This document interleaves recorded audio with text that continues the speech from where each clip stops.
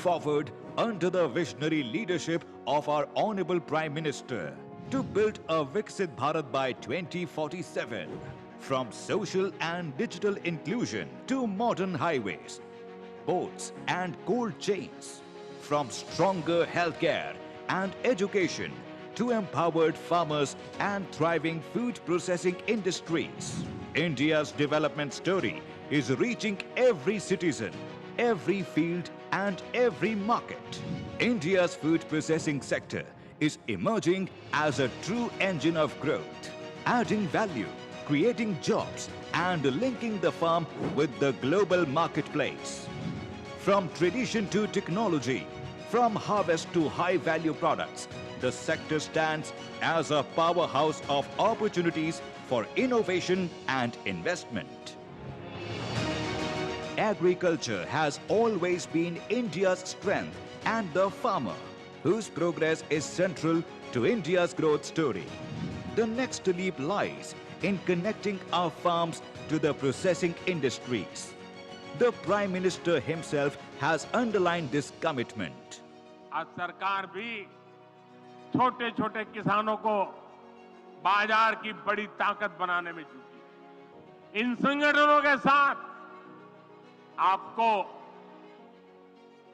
Value addition कैसे हो, आप उनको टेक्नोलॉजिकल नॉलेज कैसे दे सकते हैं, आप उनका माल खरीदने की गारंटी कैसे दे सकते हैं। जितना किसान का फायदा होगा, जितना मिट्टी का फायदा होगा, उतना ही फायदा आपके बिजनेस को भी होगा।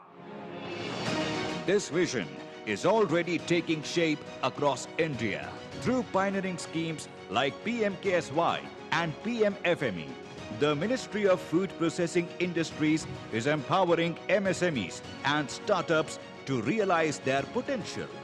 These initiatives are shaping India's food processing growth story with inclusivity and reaching the grassroots, transforming lives. Hello, my name is Catherine Soyam PAS from Lungshang Village, Ukhrul District, Manipur, the proprietor of a Soyam product. In 2023, I availed financial assistance from the PMFME scheme. With this financial assistance, I purchased machineries. With the help of this PMFME, we have producing an average of 500 kgs by weight of product per month. The PMFME scheme has been very essential in helping us expand our cloud unit by increasing the volume production of chocolate making and cacao products and help us get more customers and more volume production. India's food processing ecosystem is rapidly strengthening. With India at its core. And at the heart of this transformation is World Food India 2025, the global platform where opportunities are limitless. A confluence of ideas, innovations and partnerships that champion sustainability, technology and growth, positioning India as the food basket of the world. World Food India 2025, processing for prosperity.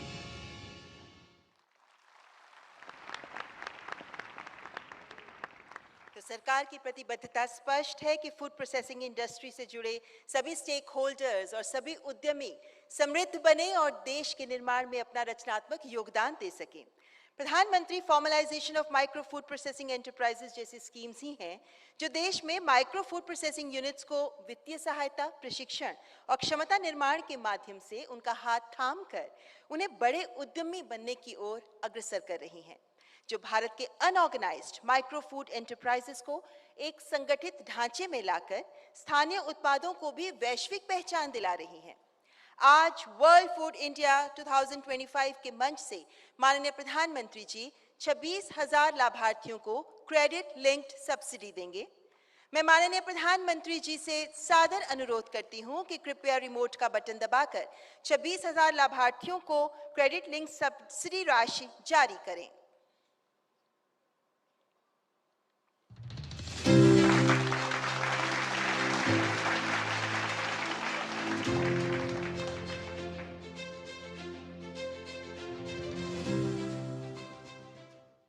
हार्दिक आभार माननीय प्रधानमंत्री जी।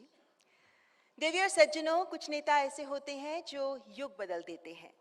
देश के जन जन के कल्याण के लिए हृदय से प्रस्फुटित संवेदनाओं को अपनी सत्ता के केंद्र में रखकर जनतंत्र को समर्पित शासन को आदर्श मानने वाले करोड़ों भारतवासियों के विश्वास का प्रतीक है माननीय प्रधानमंत्री जी, जो नए और बड़े लक्ष्यों को सामने रखकर इन्हें हासिल करने का हमें हौसला भी दे रहे हैं। माननीय प्रधानमंत्री जी, आज के इस अवसर पर अत्यंत कृतज्ञता के साथ मैं आपसे निवेदन करती हूं कि कृपया अपने प्रेरणादायक मार्गदर्शक वचनों से हमें अनुग्रहित करें। माननीय प्रधानमंत्री श्री नरेंद्र मोदी जी।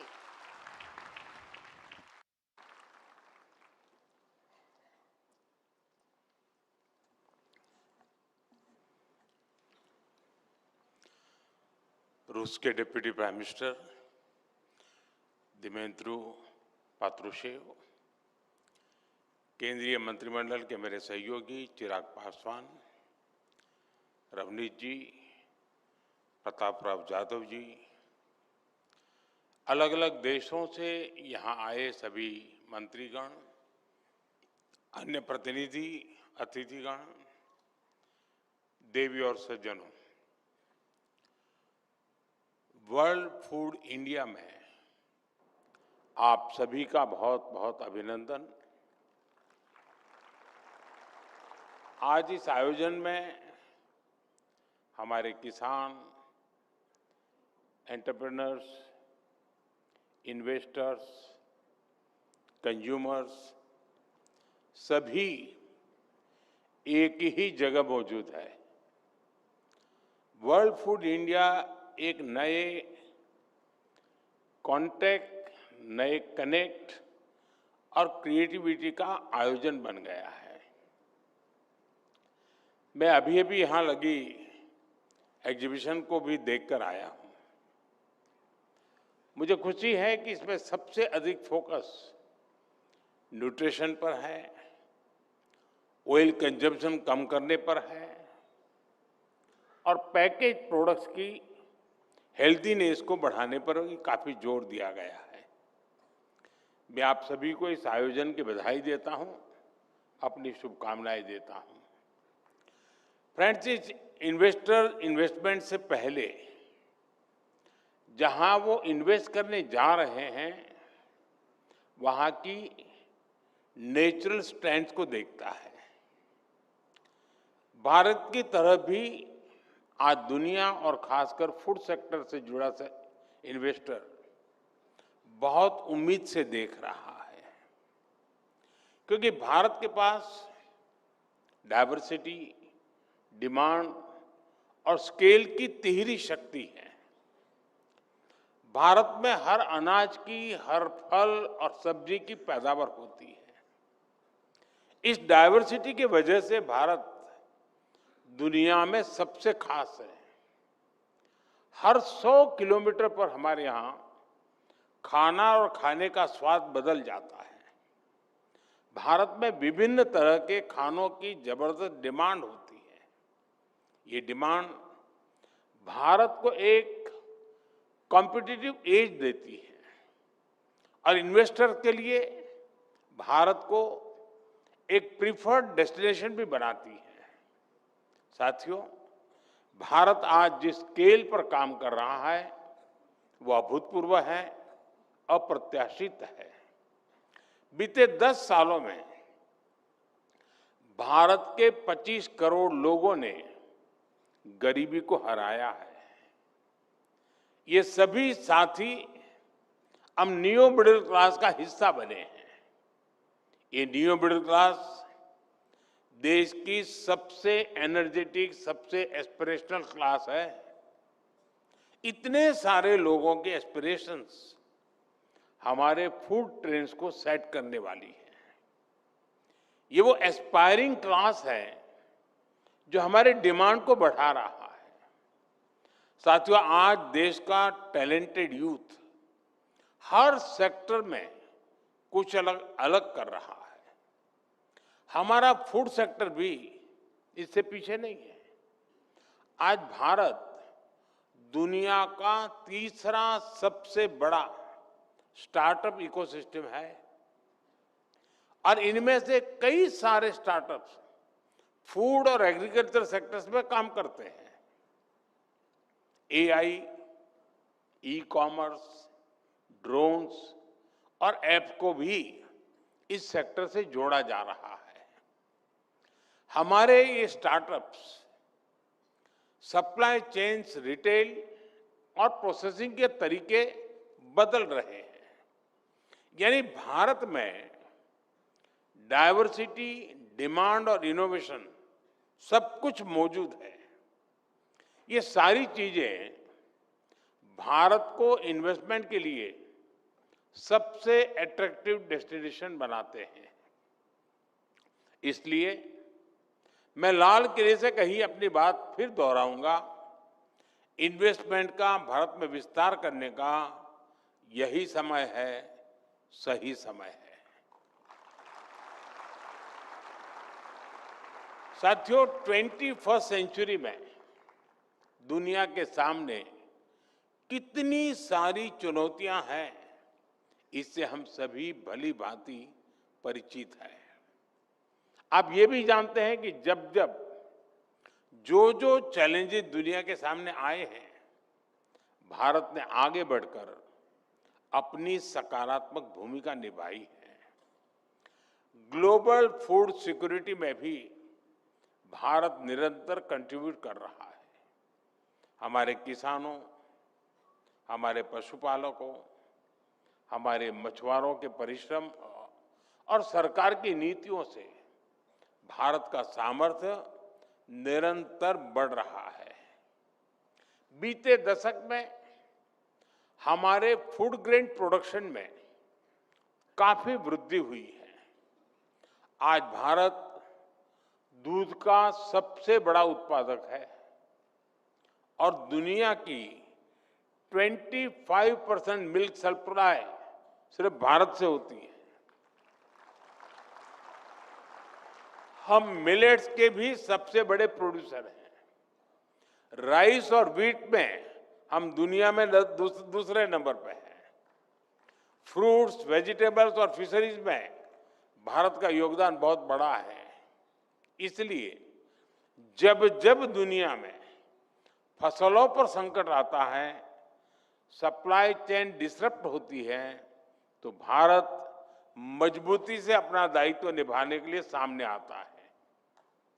फ्रेंड्स, वैश्विक हित में हमारा प्रयास है कि भारत की कैपेसिटी, हमारा कंट्रीब्यूशन और अधिक बढ़े। इसके लिए आज सरकार फूड और न्यूट्रिशन से जुड़े हर स्टेक होल्डर को, पूरे इकोसिस्टम को मजबूत कर रही है। हमारी सरकार फूड प्रोसेसिंग सेक्टर को प्रोत्साहित कर रही है। इसलिए इस सेक्टर में 100% एफडीआई की अनुमति दी गई है। इसके अलावा पीएलआई स्कीम और मेगा फूड पार्क के विस्तार से भी इस सेक्टर को मदद मिली है। भारत आज दुनिया की सबसे बड़ी स्टोरेज इंफ्रास्ट्रक्चर स्कीम भी चला रहा है। सरकार के इन प्रयासों का परिणाम भी दिख रहा है।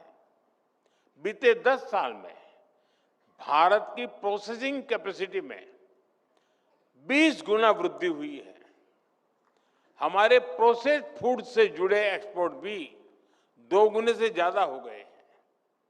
साथियों, फूड सप्लाई और वैल्यू चेन में हमारे किसानों, पशुपालकों और मछुआरों और छोटी छोटी प्रोसेसिंग यूनिट्स की बहुत बड़ी भूमिका है। बीते 1 दशक में इन सभी स्टेक होल्डर्स को हमारी सरकार ने मजबूत किया है। आप जानते हैं कि भारत में 85% से अधिक स्मॉल या मार्जिनल फार्मर्स हैं। इसलिए हमने ऐसी पॉलिसीज बनाई, ऐसा सपोर्ट सिस्टम डेवलप किया कि आज ये छोटे किसान मार्केट की बड़ी ताकत बन रहे हैं। साथियों, अब जैसे माइक्रो फूड प्रोसेसिंग यूनिट्स हैं, इनको हमारे सेल्फ हेल्प ग्रुप चलाते हैं। इन सेल्फ हेल्प ग्रुप्स में हमारे गांवों के करोड़ों लोग जुड़े हैं। इनको सपोर्ट करने के लिए हमारी सरकार क्रेडिट लिंक सब्सिडी दे रही है आज भी इन साथियों को करीब 800 करोड़ रुपए की सब्सिडी अभी अभी आपके सामने ट्रांसफर की गई है। साथियों, इसी तरह हमारी सरकार फार्मर प्रोड्यूसर ऑर्गेनाइजेशन यानी एफपीओज का विस्तार कर रही है। 2014 के बाद से देश में 10,000 एफपीओज बन चुके हैं। हमारे लाखों छोटे किसान जुड़े हैं। ये छोटे किसानों को बड़े स्केल पर अपनी उपज को मंडी तक पहुंचाने में मदद करते हैं। और ये एफपीओज यहीं तक सीमित नहीं है, ये फूड प्रोसेसिंग सेक्टर में भी बड़ी भूमिका निभा रहे हैं और ब्रांडेड प्रोडक्ट डेवलप कर रहे हैं। आप हमारे एफपीओज की ताकत देखेंगे तो हैरान रह जाएंगे। आज हमारे एफपीओज के 15,000 से भी ज्यादा प्रोडक्ट्स ऑनलाइन प्लेटफॉर्म पर उपलब्ध है। कश्मीर का बासमती चावल, केसर, अखरोट, हिमाचल के जैम और एप्पल जूस, राजस्थान के मिलेट कुकीज, मध्य प्रदेश के सोया नगेट्स, बिहार के सुपरफूड मखाना, महाराष्ट्र का मूंगफली का तेल और गुड़ और केरला के बनाना चिप्स और नारियल का तेल, यानी कश्मीर से लेकर कन्याकुमारी तक भारत की एग्रीकल्चर डाइवर्सिटी को हमारे एफपीओ घर घर पहुंचा रहे हैं।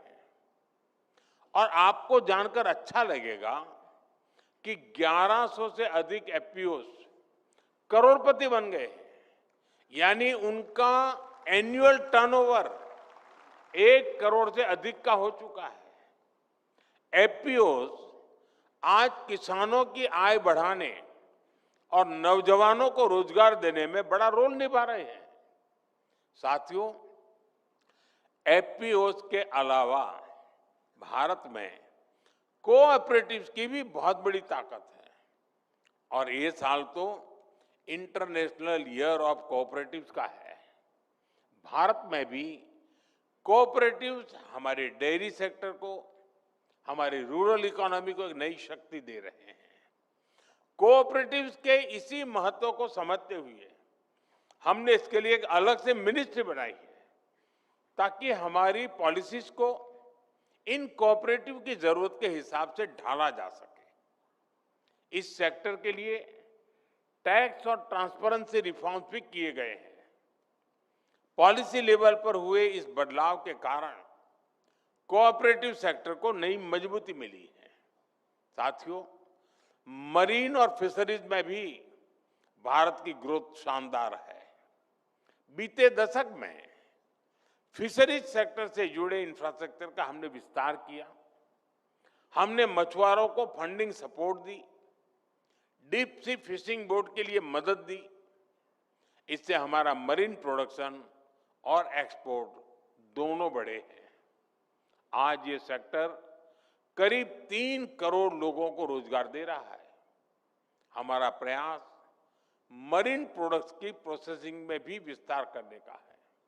इसके लिए modern processing plants, cold chain और स्मार्ट हार्बर के जैसे फैसिलिटीज पर निवेश किया जा रहा है। साथियों, फसलों को सुरक्षित रखने के लिए भी हम मॉडर्न टेक्नोलॉजी पर इन्वेस्ट कर रहे हैं। किसानों को फूड इरेडिकेशन की तकनीक से जोड़ा जा रहा है।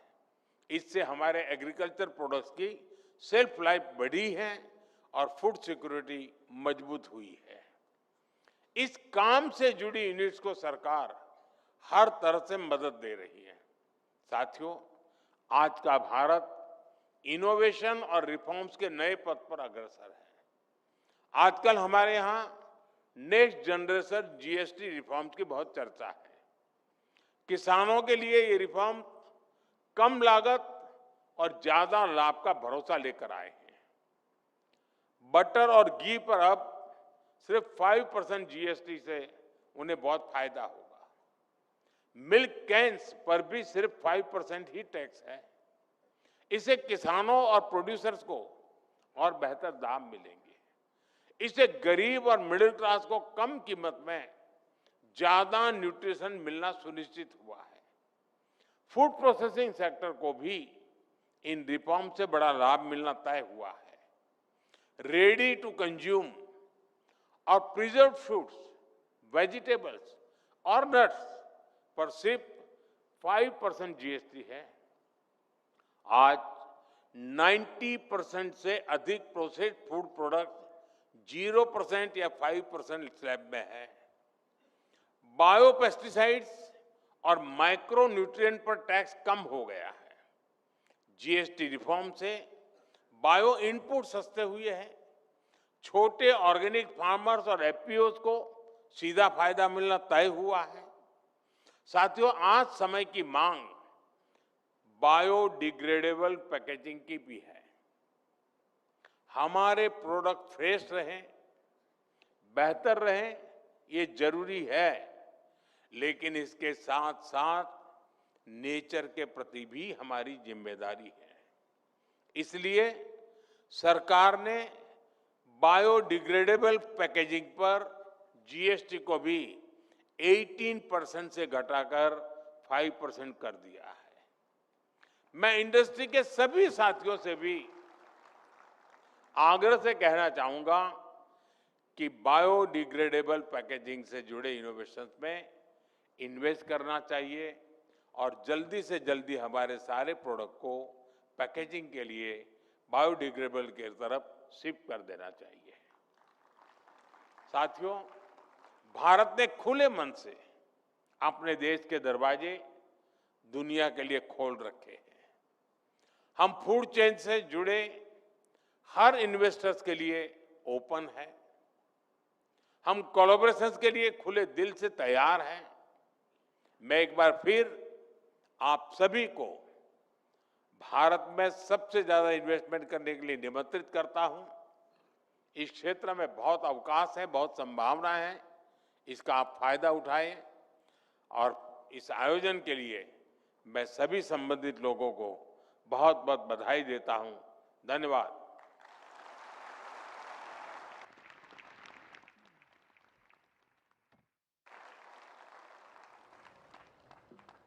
आपका हार्दिक आभार माननीय प्रधानमंत्री जी। कोटि कोटि धन्यवाद। आपके शब्द हमें सदैव प्रेरणा देते हैं, आगे बढ़ने के लिए संबल भी प्रदान करते हैं और माननीय प्रधानमंत्री जी के द्वारा, सरकार के द्वारा उठाए गए तमाम कदमों के आधार पर ताकि फूड प्रोसेसिंग इंडस्ट्री को बल मिल सके, ताकि विश्व भर से यहाँ इस आयोजन में हमारे साथ जुड़े हुए स्टेक होल्डर्स के लिए भी तमाम अपॉर्चुनिटीज जिनको आगे बढ़ाने के साथ साथ सरकार उन्हें सही माहौल देने के लिए भी प्रतिबद्ध है। खबरें जो आपको जोड़ती हैं सीधे हमसे, जिनका आपकी जिंदगी पर होता है सीधा असर, खबरों की वही तस्वीर, बिना बदले, बिना डरे।